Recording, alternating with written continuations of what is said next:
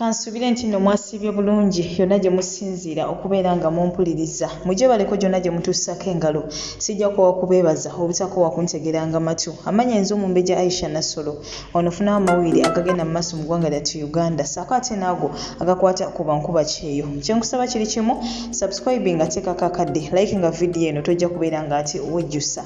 Yes, kati nno n'olunaku olwaleero ntuusa ate nagandise essaawa eno yennyini wabula nga sinagenda mu maaso ngenda kusooka ate njagalize abantu bano bambi amazaalibwa amalungi ag'essanyu okuli Suubi Shine omuwala wa Bobi Wine saako ate ne Babby Kyagulanyi bambi tumwagaliza amazaalibwa amalungi ag'essanyu mwana mugezi kugamba kali so intelligent bambi tukagaliza amazaalibwa amalungi ag'essanyu saako ate n'omukyalo oyo Fifira Queen naye yazaalibwa ate olunaku olwaleero saako ate n'omuyimbi waffe ono unknown bambi mwena mwena tubagaliza amazaalibwa amalungi ag'essanyu naawe wenna akuziza amazaalibwa go olunaku olwaleero obanga olinayo omuntu bo nga naye akuziza amazaalibwa ge olunaku olwaleero bambi tumwagaliza amazaalibwa amalungi ag'essanyu tumwagaliza buwangaazi saako ate n'obuwanguzi mu byonna mukwano gwaffe oyo ate byatuusaako engalo so nga ate ebyo tubitadde ku bbali abagenda maaso n'okubeera nga ate muvuma bannammwe n'okubatyoboola n'okubawemula n'okubayisaamu amaaso bubakeeredde anti kati munnange oli yenna yenna wakugwirako wakukwatira jeeke kati nno munnange wetwogerera nono tiktok eyeeyita Micho Israel bw'atyo ayina ate munne gwaguddeko awo mu Dubai eyeeyita Demo abadde aludde ebbanga ng'ate munnange avaayo n'amujwetekako agagambo amuguddeko era bw'atyo n'amunyweza nga naawe w'obalaba awo essaawa eno era gye bikomekereza nga musajja mukulu oyo yeetonze ngenda kuba nkulekerako akatambi ako wabula nga si byangu n'akamu n'akeddagala bannange mulekerawo okubeera nga ate muvuma abantu goyinza okudda ku muntu n'omuvuma n'olowooza oli wala nnyo tasobola kutuukako naye munnange ensi eno yeetooloola obukya buziba tomanyi oba oliawo ng'omuntu akuguddeko n'abikutuuzaamu ng'ate munaye gwe wabyogera just kusanyusa bantu naye ng'ekyamazima wali tobirinaako mitwe n'amagulu olaba munaye bagenda okubeera ng'ate bakusibira obwerere so twegendereze akamwa kaffe twegendereze olulimi lwaffe mu byonna bye tugenda mu maaso n'okubeera ng'ate tukola so ng'ate ye Calvin Kayanja wetwogerera yeekokkola bakadama olw'ebbanga eddene eryamaze ng'ate munnange abayamba wabula mbubbo tebagenda mu maaso nakubeera ng'ate bamujjukira bw'atyo atujjiddeyo omwana muwala omu ayitibwa Nanziri era bw'atyo n'agenda mu maaso n'okubeera ng'ate amwogerako ebimukwatako nti yali agenda fiira mu ggwanga erya Oman n'ateekamu ssente ze n'amugjayo naye ye munnange wetwogerera teyagenda mu maaso nakubeera ng'ate amujjukira yadde n'okumunoonyako nti munnaye Calvin Kayanja eyannyamba eyanzijja mu mannyo g'empisi aliwa mubuuzeeko so munnange ye wetwogerera bakadama abeekokkola lutali luno wabula nze nga kyensaba omuntu yenna yenna mpuliriza essaawa eno omuntu yenna yenna nga akuyambye n'osobola okuvuunuka obuzibu obwo bw'obaddemu omuntu oyo tasaanye kwerabirwa kubanga oba oliawo omuntu oyo taba kuyamba oba oliawo ne bino by'oliko essaawa eno oba obulamu bw'olina essaawa eno tewandibadde nabo so bannange omuntu yenna yenna eyeerabira ekirungi aba mubi at least omuntu ne bw'oba togenda muddizaawo ekyo kyennyini kye yakkolera naye at least funa engeri gy'omulagamu okusiima kwa kagambo thank you okunoonya ku muntu n'omubuuzako kugamba n'omulaga nti kye yakolera kya ttendo tekirina kye kigenda kujjako mukwano gwange akatambyako butereevu nako nja kuba nkakulekerako mu maaso kaawo so nga ate ye full figure naye munnange talutumidde mwana avuddeyo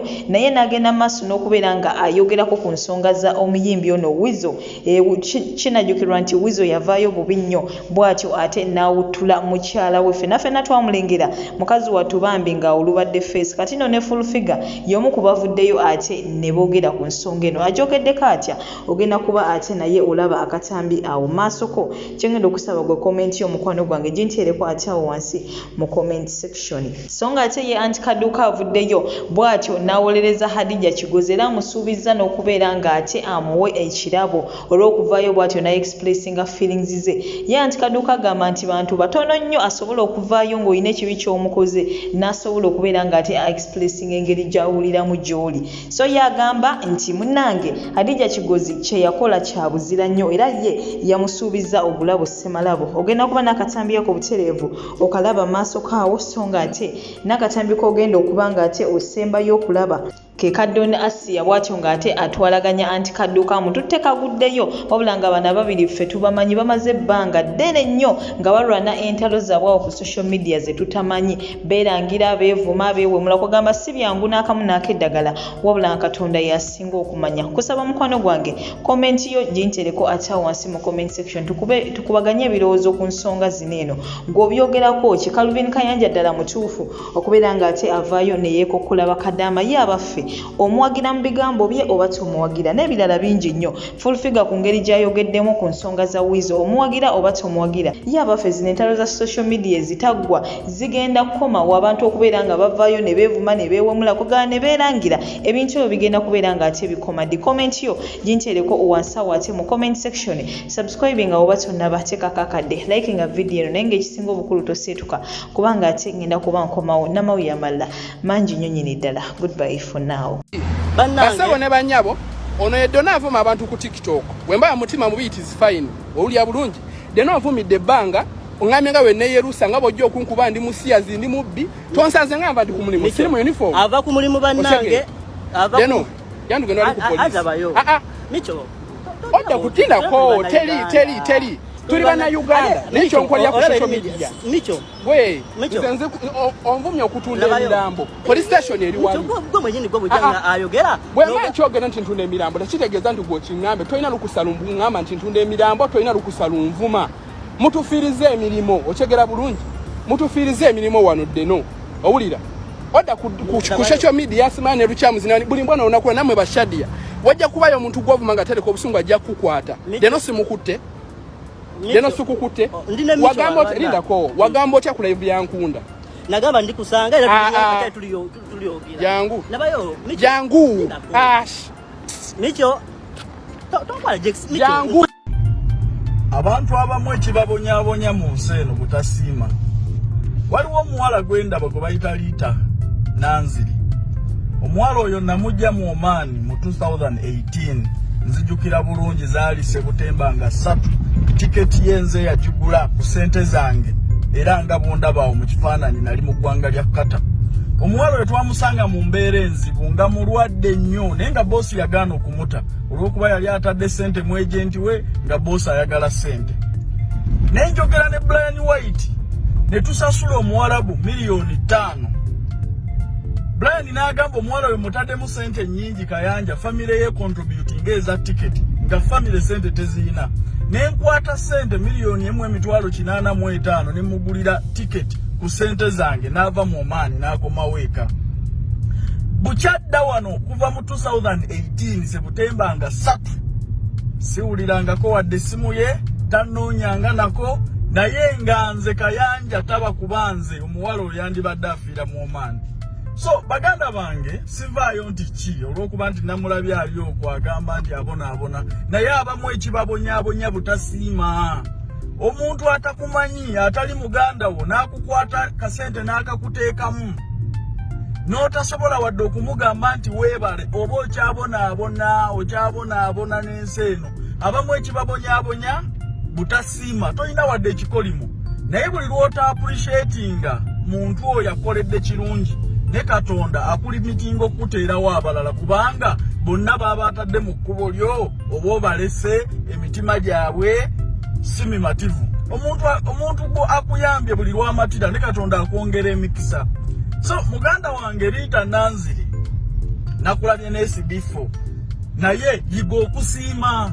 Bwe mbanze Kayanja yakujja mu Oman mu 2018 nga ndina musajja mwavu nga nakasende mpamanta kawammante nenkwata miliyoni yange mu $885 gy'emyezi gyange 2 nenjikuteekamu ove mu Oman. Mujjukira bulungi abaana betwaza okuva mu Oman. Lita Nanziri yali ku baana 45 betwajja mu Oman mubajjukira bulungi abazze bagoberera ensonga zino abazze batambula naffe. Abaana 45 betwajja mu Oman 25 betwajja e Dubai mujjukira mu 2018. Segedde when nali ne Blind White Foundation yaza abaana nga 2 abasigadde bonna cost yali yange. Nekyewuunyisa nnyo n'abalala era nja kubalangira nti bonna betwateekamu akasente badde wano siddanga mukuwuliriza na muntu yenna naye era nabo mbasuubira okuba nti tebali bulungi olw'obutasiima.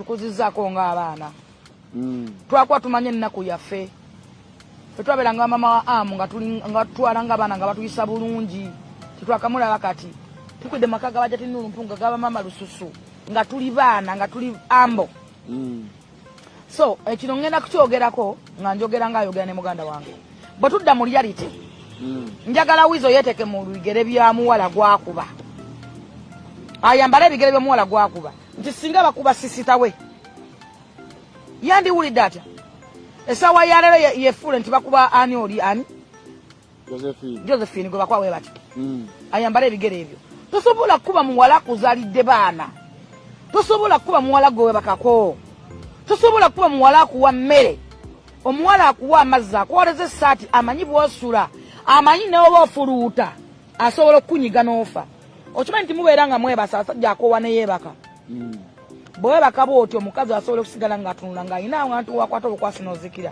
mama wo taliiyo owulya muganda wange ekyokubiri Weasle yes naddala nga muvudde mu kaboozi mumanyi okukoowa ne mugweri jjukira mukyala w'olusa aba akyakulongosola akola kiye gw'ogudde otwo n'osikawo n'akutunulira bw'ati ng'alina w'asobola okunyiga bunyizi bw'ati n'otaddira ddala ate oba okooye opooye nze nkubulya abakazi nga bya ddala bya reality ekyokubiri Weasle asooka atunuulire baganda be Weasle oba namubikkirira ennyo one day one time Weasle ajja kukuba omuntu afe mada ejje ewaka gwosobola okulaba nti kamiyoni abeera ne president kamiyoni abeera nani kamiyoni abeera ne gundi kamiyoni asobola okubawa n'essimu kamiyoni yamalayo esikyera sisobola okutuuka n'okuba omwana n'azikira ng'essimu tekyakutaasa nga tekyalina kyegamba nga newogikwa wa president ng'ogenze kugwa mada so mukontrolinga obusungu omwana oyo gwokuba omwana ojja musindika busindisa akuba omutwe ku kisenge azikire ekisooka mu mwine ebibakuba bingi n'emuya bingi ojja kusukuma omuwala akuba omutwe ku kisenge azikire nga kamiyoni takyasaana kubya tota simu nga ne waagikubira ani terina weeyita ng'ogenza kugwa mada nga ne mama akwagala ennyo abikkirira ng'agamba mbu temubiyingiramu takyalina kyayogera nyensaana kyagigamba ekyokubiri manya ne bw'okuba abantu balina abantu baabwe okuba kiki omuntu okutuuka okumwasa omutwe okumweta enkufu mu kyenyi kati otuuka omukomberero omugambe nti I love you ekyala olina brandi zotta kati kamiyoni Weasle buli lwakola ebyo ebintu kati njagala okugamba kati kankubula ekigambo kino tetwawagira mayanja family twawagira Weasle nga talina luyimba naye nga Weasle manizo because of chameleon abantu bawagira eke nga talina luyimba era eke yamala kudda mu remix ya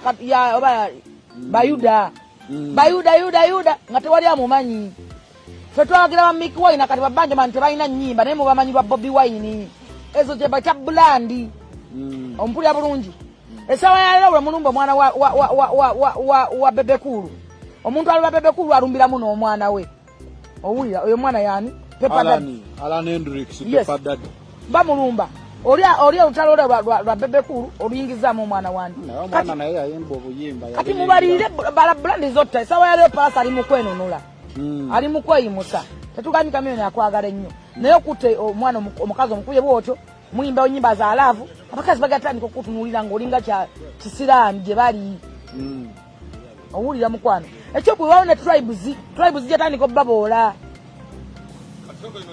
bagambe yawasa omwana wabendi oba munyanondo oba mugwere oba mulugwala gwakubanga ati ng'embalaasi abasajja abaganda bakuba ekikubisa omukazi gwewe bakako kiki ekikubisa omukazi akuwa emmere kiki tetugaana muyinza funa obutakkaanya naye tewali kintu nga bwe tuyingira mu kisenge n'onsaba akaboozi nekyetukoze ekyekunyiza tusobola okuyingira mu kisenge netukimaliriza ddala obusungu ki obukutuusa ku ekyo okuba muntu tokomye ku ekyo okutta abaana ababo abaana gwe boozaala nga gwe omuntu obakutte obasudde ku bbaala can you imagine people you just wake up bawuliza balowooza bakyali bato bayita baserebu oba serebu bulina obukoma ojja kutuuka ng'oba serebu bukomye nga tokyalina kyogamba ggwanga ng'oba serebu bwo buzikidde owulira muganda wange Obaserebu bukoma. Arakeri ali myaka 3 mukomera. Gwabale nnyo. Naye nga yayimba ennyimba n'atambula buli nsi. Naye saawe obwaserebu tebwakola. Tebwakola. Webuze lwaki. Arakeri ebintu byakoledde ebbanga lyonna emyaka n'emyaka life yonna yonna agise. Lwaki? Owulira muganda. Yali obwana obuto. Owulira muganda wange. Kati na kino kijja kujja just nakugamba nti Katonda ayolesa obwakabaka bwe. Katonda aseeteza ensozi nezitamanya. Katonda ajja kuyolesa obwakabaka bwe okuba omwana obasamba boy aziikire wevu nga ne bw'omunyanya n'omuyitira ki n'omwetondera otata kyaddangulu. Abantu bemukuba balina Kigozi ye Muganda, ye first Muganda. Hadija Kigozi njagala kuwengule ku lw'omukaaga nnoonya. You are the first Muganda to show your true feelings towards someone who did wrong to you.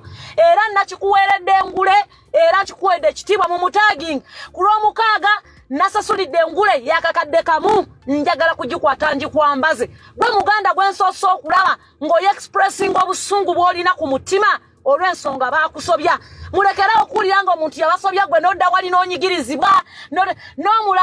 N'omulala gundi ono Samantha mu mutagging. Samantha nawe weebale. Mulekerawo kubanga munyigiriza bannammwe nga mwagala bannawe babeere mu bikopo nga basirise ku ddiiru ki. Muli bambejja bo baana ba sitaani. Aye n'osanga ebisajja nga bibakolerako content. Ebisajja ebyo by'olaba ebisajja ebisiru ebikulu. Don't Asiya, you did wrong to very many people. You deserve it.